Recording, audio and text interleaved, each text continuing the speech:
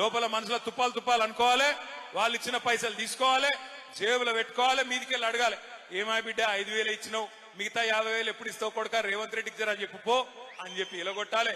Vote ఎక్కడేయాలి? Vote ఏ గుర్తు వినబడతలేదు? ఏ గుర్తు? కారేనా? కేసీఆర్ మళ్ళా రావాలనా? పక్కానా?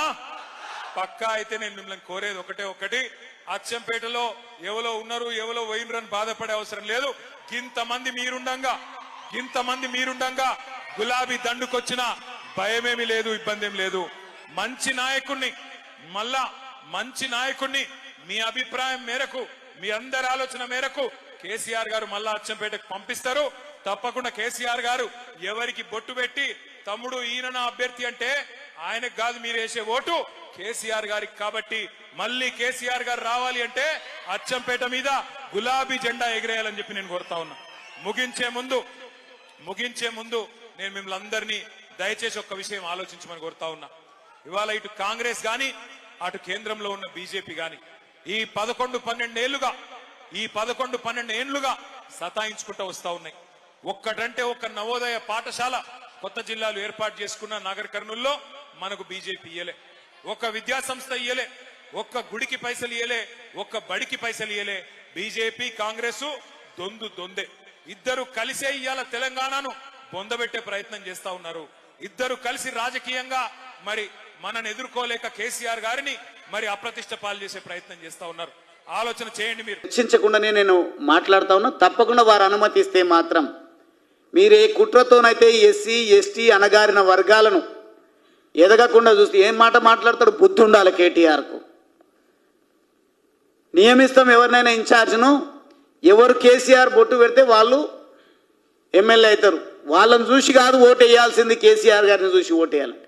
అంటే మేమంతా పనికిరాని వాళ్ళ కింద కనిపిస్తున్నామా?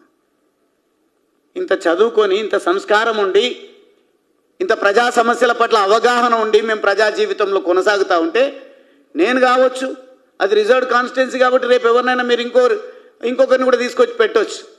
అంటే ఎవరొచ్చినా మేము చెప్పిందే చేయాలి, మా కాళ్ళ కాడే ఉండాలి, అటువంటి వాళ్ళే మాకు అవసరము. కేసీఆర్ గారి ముఖం చూసి ఓటేస్తేనే గెలవాలి, అట్లయితేనే గువ్వల బాలరాజు లాగా ధిక్కరించకుండా ఉంటారు. లేదంటే ఎప్పుడో ఈ రకంగానే మమ్మల్ని వ్యతిరేకించి దూరం పోతారనే భయంతోన మేము ఎవరిని నియమించినా వారి ముఖం చూడకండి, కేసీఆర్ గారి ముఖం. ఇదే సందేశం మీరు ఇచ్చేది? సమాజం మేలుకున్నది, సమాజం పూర్తి స్థాయి అవగాహనతో ఉంది. మీరేదో డమ్మీ క్యాండిడేట్లను అక్కడ తెచ్చి పెడతాం, లేదంటే ఒక ఆయన మాట్లాడతాడు మళ్ళా వద్దు అని చెప్పినా కూడా మాట్లాడుతున్నాడు.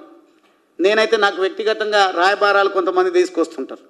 ఎందుకన్నా మనం కొట్లాడుకోవాలి, ఆయన ఏ పార్టీలో ఉన్నా మీరే పార్టీలో ఉన్నా మంచిగా ఉండే ప్రయత్నం చేయండి అని మాట్లాడతారు. పోనీలే అని వదిలేస్తే దళితులను పిట్టల్లాగా కాల్చి చంపినటువంటి ఈ నరహంతకుడు రాజస్థాన్లో దళితుల పైన దాడులు జరుగుతున్నాయి. ఉత్తరప్రదేశ్లో దళితులను కాల్చి చంపుతున్నారు, మధ్యప్రదేశ్లో కాల్చి చంపుతున్నారు. మళ్ళీ కాల్చి చంపుతుంటే ప్రజల అమాయకుల ఎందుకు మళ్ళా బీజేపీ పార్టీని ఆదరిస్తున్నారు? ఎందుకు మళ్ళా బీజేపీ పార్టీ అధికారంలోకి వస్తుంది? అక్కడ మీరు చంపింది అసలు చెప్పాలంటే ఈరోజు ఈ ఎండకు ఆ గొడుగు పట్టేటువంటి నైజం మీకుంది. కాబట్టి మీరు కనీసం కాగజ్ నగర్లో ఏం జరుగుతుందో మీకు సోయలేదు. మిమ్మల్ని ఎక్కడ నియమిస్తారు, ఎక్కడ ఏం చేస్తారో మీకు అర్థం పర్థం లేకుండా మాట్లాడుతున్నారు. నా పైన మాట్లాడడం వల్ల మళ్ళొక్కసారి చెప్తా ఉన్నా, చాలా ఓపికతో సిన్సియర్గా, ఇక ఆపేసండి మీ పనికిరాని భజన.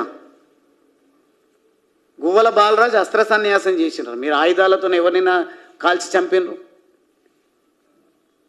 అసలు శిస్త్రైనటువంటి అస్త్రాన్ని చేతబూనిన ఇప్పుడు నేను యుద్ధ రంగంలో దిగుతాం, భారతదేశాన్ని గెలిపిస్తాం. ఈ కాషాయ జెండాను తెలంగాణ అసెంబ్లీ పైన ఎగరవేయడం కోసం ఒక సామాన్య కార్యకర్తగానే ఉన్నాం. కానీ ఖచ్చితంగా కమలాన్ని నల్లమల అడవుల్లో వికసింపజేసి తద్వారా దేశానికి నరేంద్ర మోడీ గారి నాయకత్వం ఎట్లయితే రక్షణగా ఉంటా ఉందో, తెలంగాణ బీజేపీ కూడా తెలంగాణ ప్రజలకు రక్షణగా ఉండే విధంగా మేము కార్యాచరణ రూపొందిస్తాం. అది కూడా సిరిసిల్ల నుంచే మొదలు పెట్టబోతా ఉన్నాం. ఖబర్దార్ కేటీఆర్, మీరు అక్కడ దళితులను గుద్ది చంపిన విషయం, దళితులపైన అక్రమ కేసులు పెట్టినటువంటి విషయం, అక్కడ కపట ప్రేమలు వలకబోసి అక్కడ ఉన్నటువంటి పరిశ్రమలను ఏ రకంగా నాశనం చేసిండ్రో మనం అందరం కూడా చూస్తూ ఉన్నాం. మీరు మాత్రం ఒకరొకరు మాట్లాడుతుంటే విచిత్రం అనిపిస్తుంది. నేను కూడా నిర్మాణ రంగంలో ఒక 25 సంవత్సరాల నుంచి ఉన్నా. 2 కోట్ల 3 కోట్ల ఎస్ఎఫ్టీ హైదరాబాద్లో వాళ్ళకు ఉంది అంటున్నారు. దీనికి సమాధానం చెప్పు. ఇంత అక్రమార్జన కోసం ఎందుకు మీరు ఆశపడ్డరు? మీరు ఉద్యమాలు నిర్మించాలన్న రోజు గువ్వల బాలరాజ్ మహబూబ్ నగర్ పాలమూరు ప్రజాగర్జన అంటే గువ్వల బాలరాజ్ ఎన్ని డబ్బులు ఇచ్చిండో నీకు తెలియకపోవచ్చు, కానీ పార్టీలో ఎవరైతే ఉన్నారో వాళ్ళని అడగండి.